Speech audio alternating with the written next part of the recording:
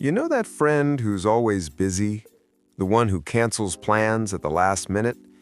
Not because they hate you, but because the idea of staying home suddenly feels better. If you're someone who gets more excited about a quiet night in than a loud night out, welcome. You're not boring, you're not lazy, and today you're about to understand why your brain works this way. Here's what most people get wrong. They think people who love staying home are afraid of the world, but psychology says it's usually the opposite. Extroverts recharge by being around people. Noise, movement, conversations, energy. That's their fuel. But for introverts, and for people who genuinely love solitude, every social interaction, even a fun one, slowly drains the battery. Not because it's bad, but because their brain processes stimulation more deeply. And home? Home is the charger that actually works. Psychologists call this optimal arousal theory. Some brains need a lot of stimulation to feel alive. Other brains need very little. Too much noise, too many people, too many expectations, and the system overloads. That's not weakness, that's wiring. But it goes deeper than introversion. For many people, staying home is about control. Outside, everything is unpredictable. Small talk you don't care about, plans that change, noise you didn't ask for. At home, you control the light, the sound, the pace, the silence.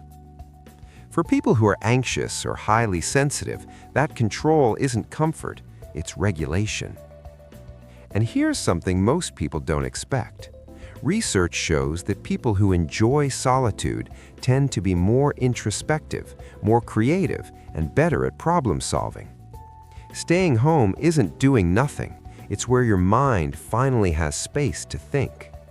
Ideas don't usually show up in crowded rooms. They show up on the couch, late at night, when no one's watching. But society doesn't celebrate that. We're taught that a good life is a visible life, going out, posting stories, making memories that look good from the outside. So when your version of happiness looks like pajamas, a comfort show, and zero obligations, it gets labeled as sad. But that's not sadness, that's self-awareness.